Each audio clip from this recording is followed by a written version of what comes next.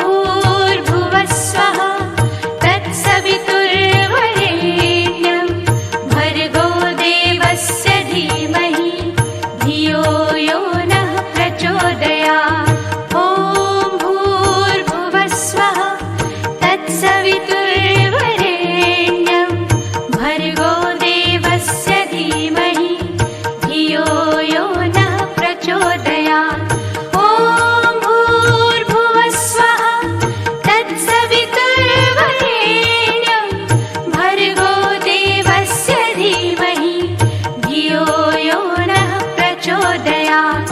ॐ भूर्भुवः स्वः तत्सवितुर्वरेण्यं भर्गो देवस्य धीमहि धियो यो नः प्रचोदयात्। ॐ भूर्भुवः स्वः तत्सवितुर्वरेण्यं